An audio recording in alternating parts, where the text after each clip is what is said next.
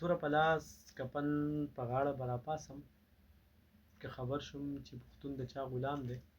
د دغه شعرونو خالق ستر شخصیت ځانګړی او پیژندګړی نوم خوشحال خان خټک بابا په ژوند باندې یو څو خبرې کوو.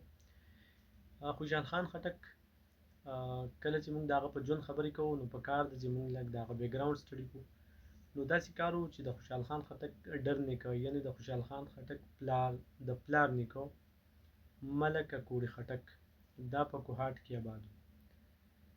د کوهاټ نه د څه وجوهاتو د څه مشکلاتو د وجې نه هغو هجرت وکړ او راله په نوښار کې آباد شو.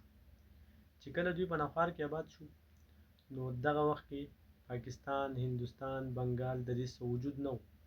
دا ټول یو سلطنت و او دې ته به یې برصغیر وایه او په دې برصغیر باندې د مغولو دورې حکومت و او په هغه وخت کې د مغولو مشر چې کوم بادشاه چې کوم اکبر بادشاه و.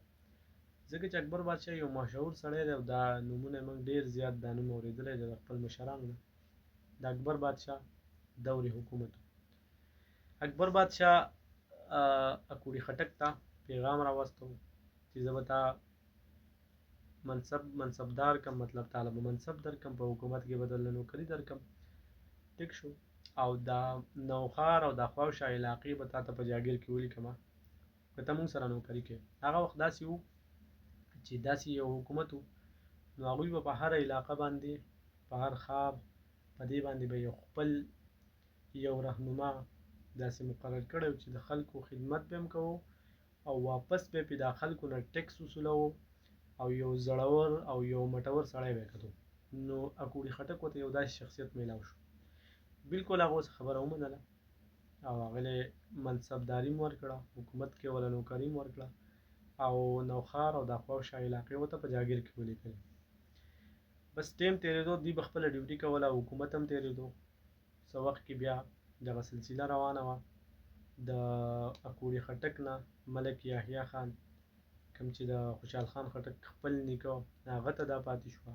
دغه سلسله بیا روانه وه او دا بیا د خوشحال خان خټک خپل زوی د خوشحال خان خټک خپل فلار یعنی ملک شهباز خان ته دا پاتې شو.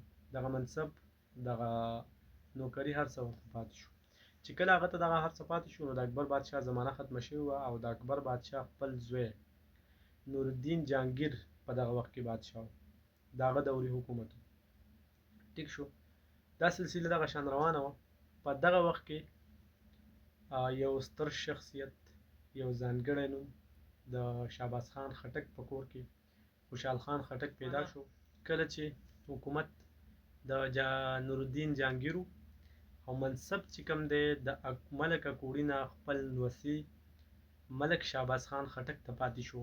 نو په دغه وخت کې دا کیسه ده د 1613 1414 په دغه کې د عظیم شخصیت ستر شخصیت سترګې وغړولې. خوشحال خان خټک بابا پیدا شو په 1613 کې. په 1613 کې په نوښار اکوړي مقام باندې خوشحال خان خټک پیدا شو. د هغه پیدایش وشو دغلته کې. تاسو ته یاد وي دا کوم چې اوس اکوړي خټک په نوم یادېږي نو دا د خوشحال خان خټک بابا یعنی د خوشحال بابا فلار نه بلکې نیکه نه ډر نیکه دغه ځای آباد کړی او د ډر نیکه نوم یې اکوړي خټک و، ملک اکوړي خټک. نو په دغې وجې باندې دغه ځګي ته اوس هم اکوړي خټک وایي. د دغې نه پس خوشحال خان بابا خپل 27 سال ژوند چې دی هغه په تعلیم او په خپلو زده کړو کې تېر کړو. هغه وخت کې داسې و چې څوک به جاګیردار و یعنې مالداره به څوک به امیر و. نو بهر خو تعلیمونه نه و نو داسې کار به و چې د چا په حکومت کې لاس و مالداره به و وس دس به و نو استادان به یې نیول او خپلو بچو له به کور ته راتله. مطلب د چا بچي چې دي هغه به د خپلو بچو له استاذ ونیو هغه له به یې تنخوا ورکوله او هغه به ورته په خپل کور کې سبق ښایه. نو دا 27 سال د 1613 نه واله د 1640 پورې تقریبا دا 27 سال چې دی دا خوشحال خان خټک په خپل کور کې تېر کړه. خپل تعلیم یې وکړو، خپل زده کړې پوره کړې. په هغه کې فلسفه او منطق او احادیث او داسې چې کوم علوم د هغه وخت مطابق هغه یې زده کړه په خپل کور کې. ټیک شو. د دې نه علاوه خوشحال خان خټک 18 سال عمر و چې هغه خپل لومبی واده هم کړی. په په 18 سال عمر کې، او په 20 سال عمر کې هغه د شاعرۍ آغاز کړی، خو دغه شان مقبول او مشهور نه و، په شاعرۍ کې چا پیژندګړی نه و.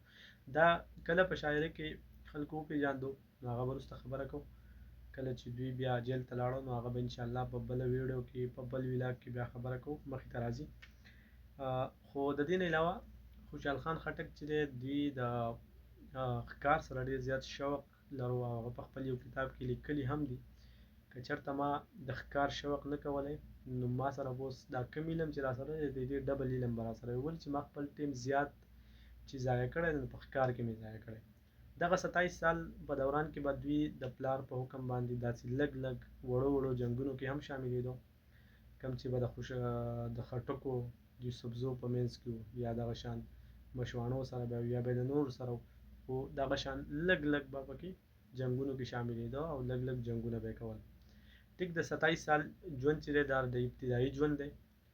نو ابتدایي ژوند کې دا په 20 سال په 18 سال کې د واده وکړو، په 20 سال کې د شاعرۍ آغاز وکړو او علم یې زده کړو 27 ساله پورې.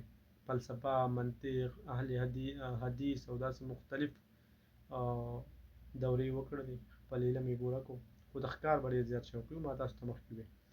دغې وجې نه چې زیات علوم چې وو دا پاتې شوي وو، متاثره شوي وو، او لږ لږ جنګونو کې به هم شاملېدو. انشاءالله په بل ولاګ کې به بیا خبره کوو د دې عملي زندګي، چې کله دوی تعلیم پوره کړو، خپلې زده کړې پوره کړې، هر څه وشو، د هغې نه پس دوی عملي زندګي به بیا ستړي کړو. انشاءالله په بل ولاګ کې که چېرته تاسو ته ویډیو خوښه شوې وي، ویډیو لایک کړئ، ویډیو شیر کړئ، زموږ د حوصله افزایي دپاره ویډیو ملګرو سره شیر کړئ، او انشاءالله دغه شان معلوماتي ویډیو به تاسو له راوړو. که چېرته تاسو خوښه شوي نو ویډیو لایک کړئ، ویډیو شیر کړئ، او یوټیوب چینل زموږ سبسکرایب کړئ. ډېره مننه. الله پامان.